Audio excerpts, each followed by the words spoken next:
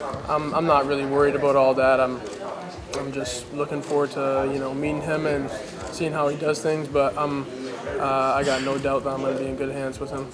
That's funny. Right after you committed that day, I think was when Coach Ronnie. I saw it left, so I didn't have a chance to ask you about that. But obviously, you still felt really good about your commitment. Yeah. What were the things that kept you committed even with that change? So when I called Coach Franklin and tell him I was gonna commit, he told me right before or right after, and he said, Coach Ronnie got the ODU job. Just want you to know and stuff. But I don't know, I was committed to Penn State and not Coach Ronnie. I'm not saying anything about Coach Ronnie. I love Coach Ronnie, but the reason I picked Penn State was as a whole and not just one specific thing. So that didn't really throw off my decision at all or anything like that. Now, in the past, some schools would hold that news, wait till you commit, and then tell you afterwards. How much did it mean that they were upfront with you about it? It just goes to, it's just a reflection of the whole recruiting process and how it was.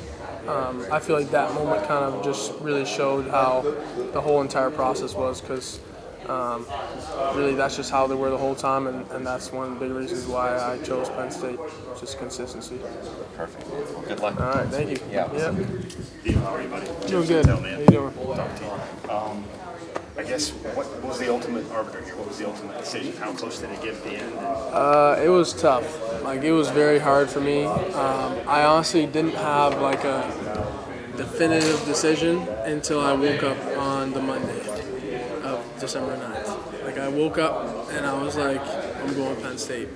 But before a couple days, I thought I knew, and then I didn't, and I just talked to my mom a lot and stuff, and I just feel like the big thing for me is I just wrote down all the things that I'm thinking about in while I was choosing a college,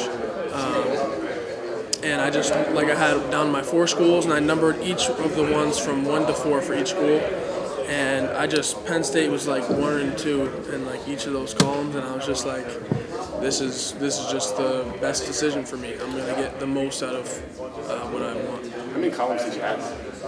I had about 10 different things. Do you know them by heart?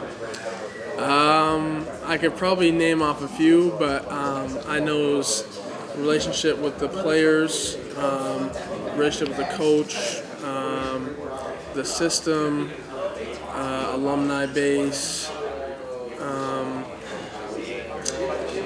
I want to say where I ability to play, see myself playing right away, or the ability to play right away.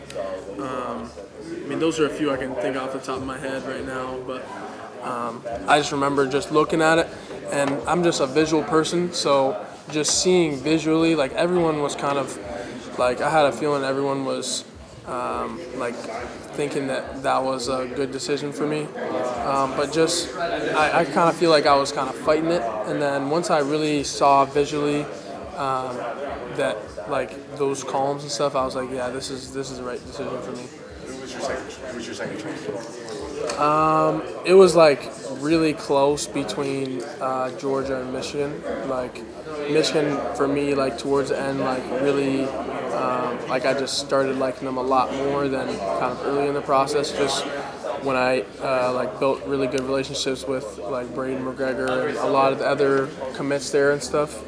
And the players on the team, Eric, all the freshmen tend to have really close relationships, and Coach Moore, we just have a super good relationship, and that was probably it was one of the toughest things I had to do, was telling Coach Moore I wasn't going to Michigan. And you backed it up. Is it because of Michigan and Georgia, or what was the reason? Honestly, so at first I wasn't gonna commit to Penn State at first when the initial date. Who was it going to be?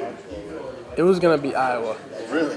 I was gonna go to Iowa, and then I just totally changed my mind.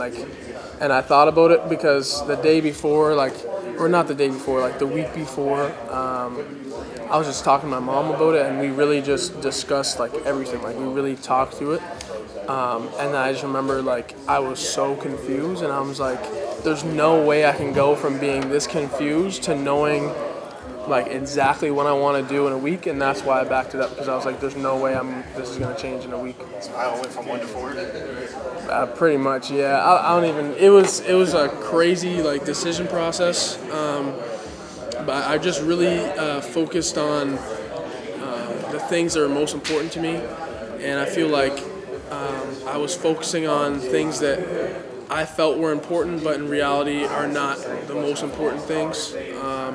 So, you know, it was tough, and it was really good to have my mom and my brother help me through that process, just because my brother's been through it. So he kind of helped me direct my attention to things that he knows are going to be more important. So I feel like it was really good having them help me. What was the biggest chunk that Georgia missed in all those ratios? What was the biggest thing? You know, the biggest thing for me with Georgia is I just didn't know like how much like I was going to be used, just with, you know, all the like receiving passes they've been doing and stuff, and just development as a tight end. I told Coach Hartley too. I told him, I said, you know, I just don't know how much like I'm going to be developed as a tight end, and that was like the biggest thing for me. And I told him, like, if you can show me that, then I won't have like any doubts. But I just had a lot of doubts, and I didn't feel comfortable enough making that leap. Was it ever Georgia in your mind? Were they ever the leader coming out of your official or anything like that? Or Yeah, there's Georgia's always been like one of my favorite schools. Like, I'd say my favorite school. Just every time I visited there, I just loved it. It's just the culture and stuff is totally different from what I'm used to, and I just really liked it down there every time I've been there. So.